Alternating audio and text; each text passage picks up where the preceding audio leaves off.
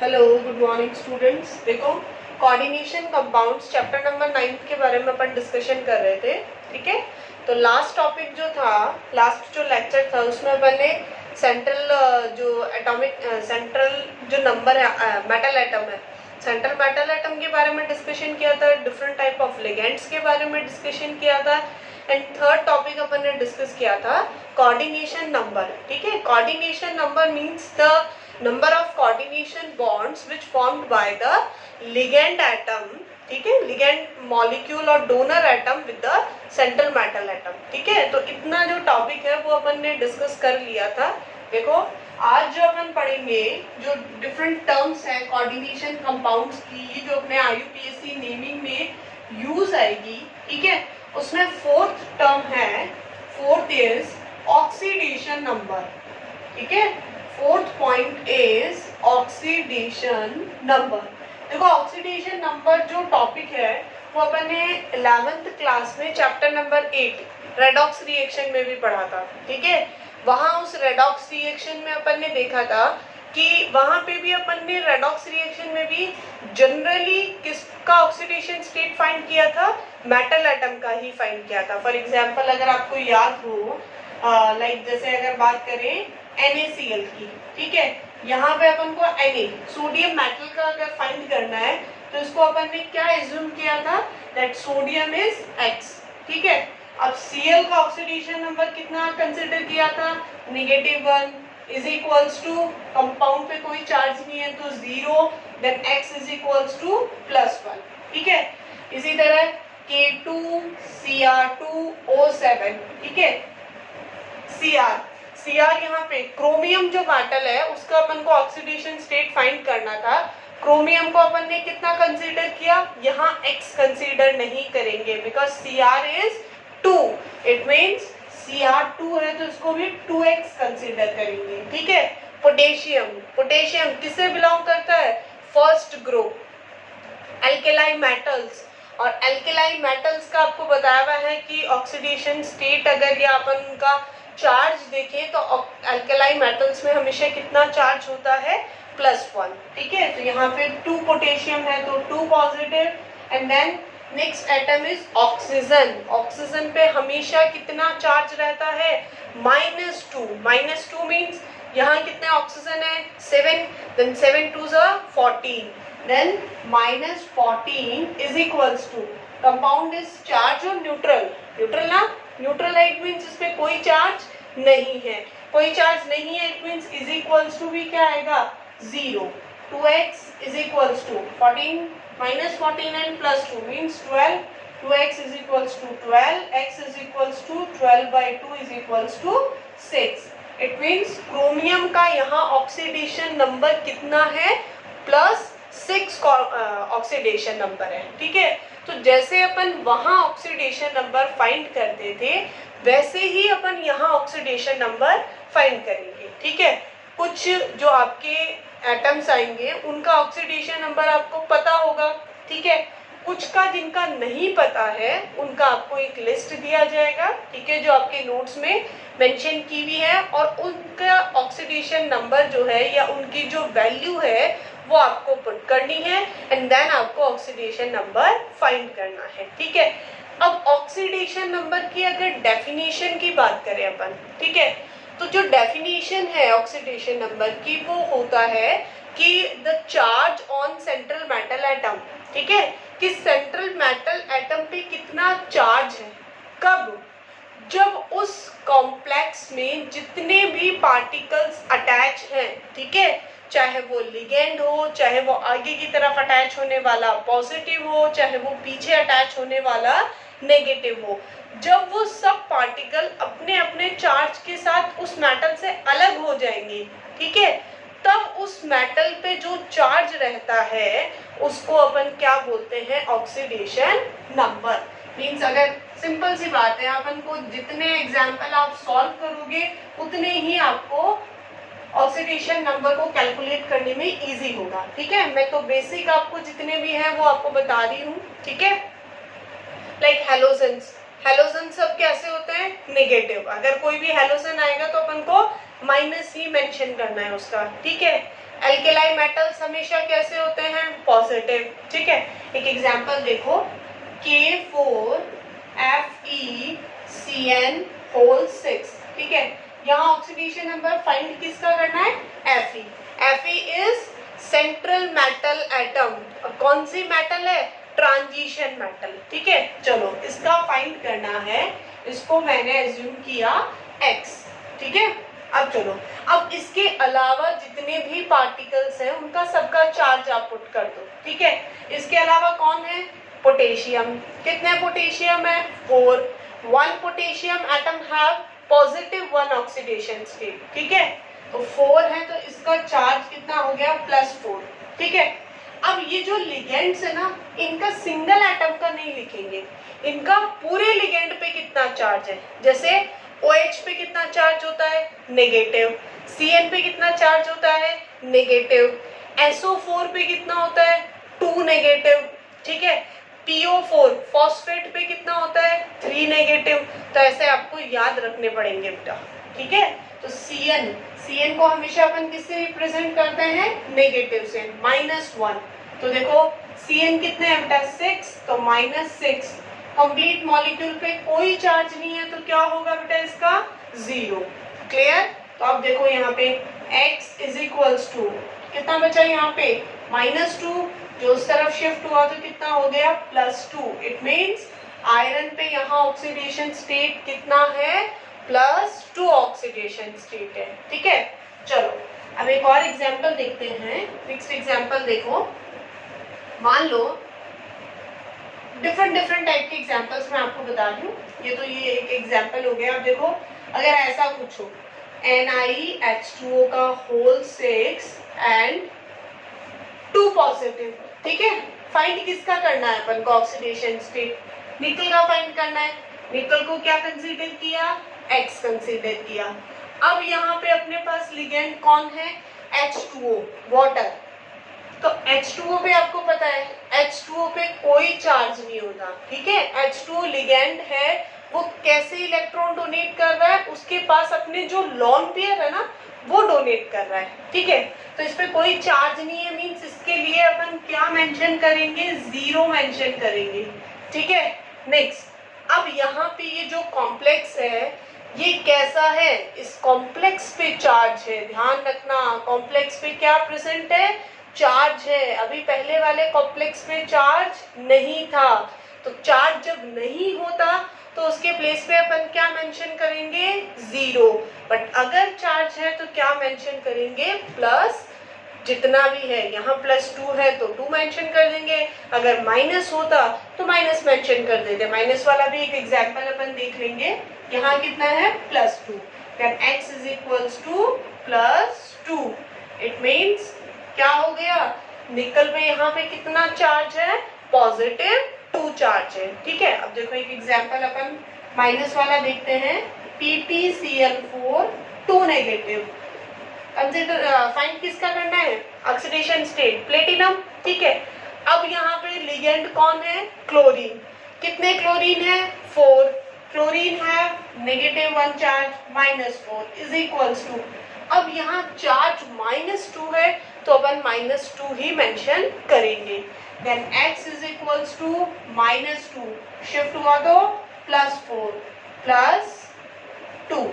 तो यहाँ प्लेटिनम पे कितना ऑक्सीडेशन स्टेट है, +2, ठीक है। तो इसको अपन बोलते हैं ऑक्सीडेशन नंबर, क्लियर है। तो यहाँ देखो अपन ने टोटल कितने टर्म्स पढ़ ली है, central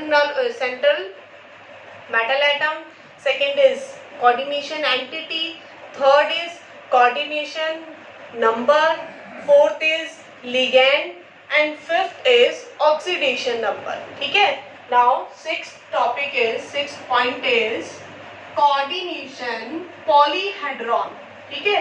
What do you mean by coordination polyhedron? Polyhedron means the arrangement of ligands around the central metal atom, means जो ligand है वो central metal atom के चारों तरफ किस तरह से attach है, ठीक है, किस तरह से arranged है, इसको बोलते हैं coordination पॉलीहेड्रॉन। देखो यहाँ पे ये हुआ कोऑर्डिनेशन। नेक्स्ट जो पॉइंट है दैट इज कोऑर्डिनेशन पॉलीहेड्रॉन। ठीक है, कोऑर्डिनेशन पॉलीहेड्रॉन का मीनिंग क्या हुआ? मीन्स आपको ये बोला कि मेटल है और इसके साथ कौन अटैच है? लिगेंड्स अटैच है। बट अब अटैच होने का मीनिंग ये थोड़ी ना है कि वो किसी भी तरह से अटैच हो सकते हैं, उनका कुछ ना कुछ स्पेसिफिक मैनर तो होगा कि भाई ऐसा है कि भाई 2 लिगेंड्स हैं तो आपको पता है 2 जब होते हैं तो किस तरह से AB2 linear, AB3 trigonal planar, याद है ना 4th चैप्टर 11th क्लास। ठीक है, तो जो ज्योमेट्री पढ़ी थी अपन ने वैलेंस बॉन्ड थ्योरी में या वेस्फर्ड जो थ्योरी थी उसमें, ठीक है, तो वहां उसी के अकॉर्डिंग यहाँ पे अपन इनका अरेंजमेंट देखेंगे। तो यहाँ देखो, यहाँ अपन डिफरेंट टाइप के एग्जांपल्स देखेंगे। ML4 का देखेंगे, ML4 के 2 एग्जांपल्स देखेंगे। ठीक है, देन ML5 एंड ML6। ठीक है, और भी बहुत सारे अरेंजमेंट होते हैं बट आपके सिलेबस में ओनली ये 1, 2, 3 एंड 4 टाइप के ही लिगेंड्स हैं। 4 टाइप के ही कॉम्प्लेक्सेस की जो ज्योमेट्री है या जो उनका स्ट्रक्चर है वो है आपकी। ठीक है, चलो अब मैं सिर्फ आपको डायग्राम बना के बता रही हूँ। डायग्राम का नेम क्या है ये सब बच्चे अपने अपने माइंड में रिवाइज करते रहेंगे क्योंकि ये बहुत बार बता चुकी हूँ मैं आपको। ठीक है, तो देखो ML4। ठीक है, तो अगर मैं ML4 की बात करूँ तो देखो M first ligand, second ligand, third ligand and fourth ligand, means 4 ligand arrange है और वो भी इस मैनर में। अब ये कौन सा मैनर है? ये मुझे लगता है जिन बच्चों को 4th चैप्टर अच्छे से पढ़ा हुआ है, वेस्फर्ड थ्योरी अच्छे से पढ़ी हुई है, उन्हें याद होगा। कौन सा अरेंजमेंट है ये? ML4। ML4 इज, और वो भी इस तरह से अटैच है, 1 लिगेंड ऊपर और 3 इस तरह से नीचे की तरफ। This arrangement is known as tetrahedral. कितने हेड्रल्स बन रहे हैं इसके? 4 hedrals and angle is 109 degree 28 minutes. ठीक है, चलो नेक्स्ट देखो ML4 जो लिगेंड है वो इस तरह से भी 4 लिगेंड्स इस तरह से भी अरेंज हो सकते हैं, L L L and L। इस तरह का जो अरेंजमेंट होगा इसको अपन कौन सा अरेंजमेंट बोलते हैं? Square planar. स्क्वायर शेप है और सबके सब किसमें? सिंगल प्लेन में है। ठीक है, कोई प्लेन से आगे पीछे ऐसा कुछ नहीं है।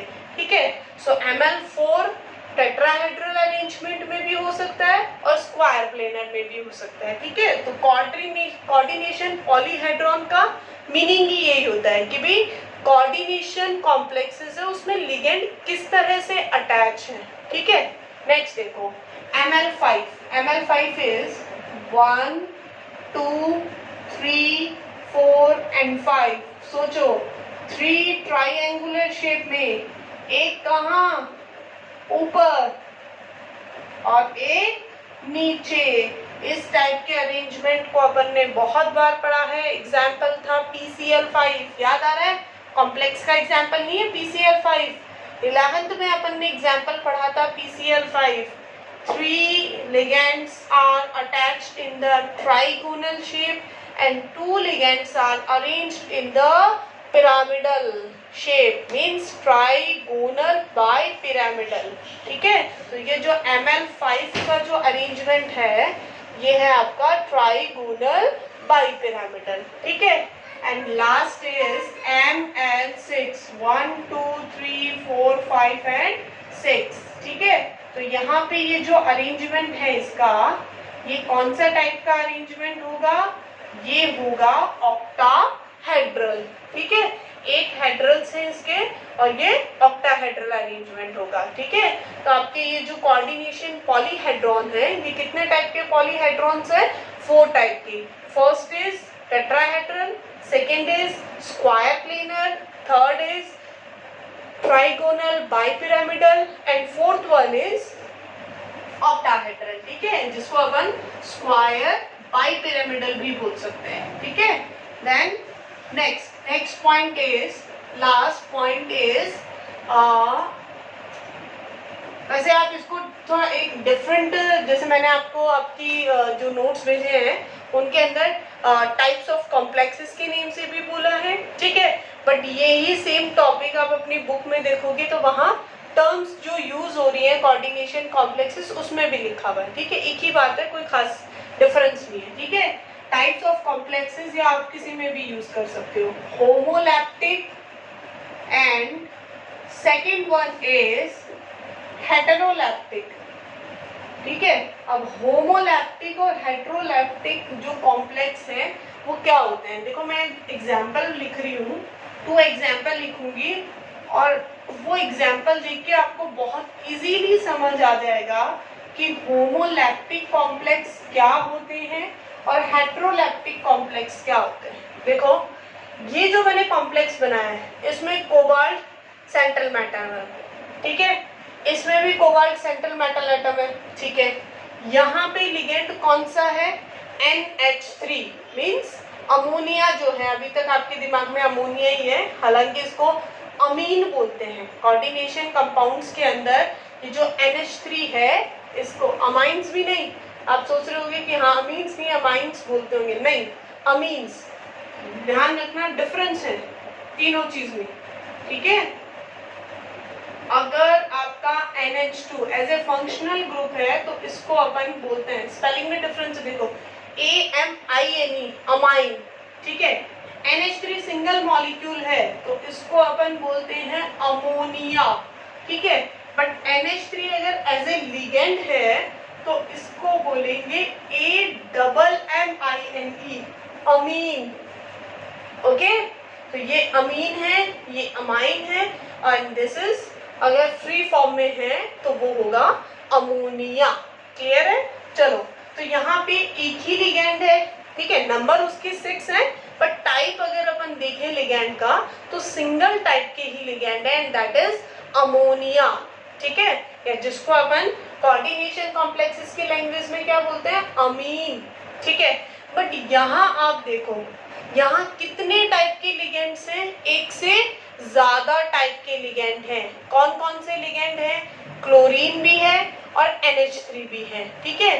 तो अगर आपके कोऑर्डिनेशन कॉम्प्लेक्सेस में सिंगल टाइप के लिगेंड प्रेजेंट हो तो उन कोऑर्डिनेशन कॉम्प्लेक्सेस को बोलेंगे होमोलैप्टिक कॉम्प्लेक्सेस और होमोलैप्टिक कॉम्प्लेक्स, ठीक है।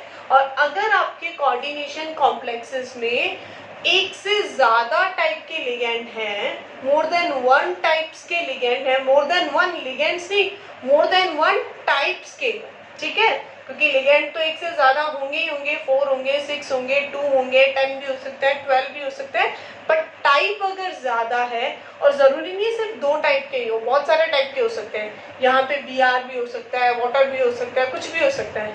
अगर एक से ज्यादा टाइप के होंगे तो उसको बोलेंगे अपन हेटेरोलैप्टिक, और अगर सिंगल टाइप का होगा तो उसको बोलेंगे होमोलैप्टिक, ठीक है।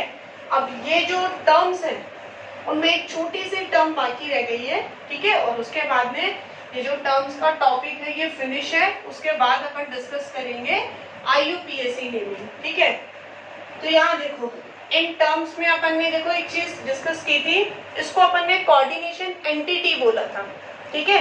कोऑर्डिनेशन एंटिटी मींस मेटल और लिगेंड हो, इनको अपन ने बोला था कोऑर्डिनेशन एंटिटी, ठीक है। अब बहुत जगह कोऑर्डिनेशन स्फीयर, ठीक है, एक नया वर्ड और यूज आता है दैट इज कोऑर्डिनेशन स्फीयर, ठीक है।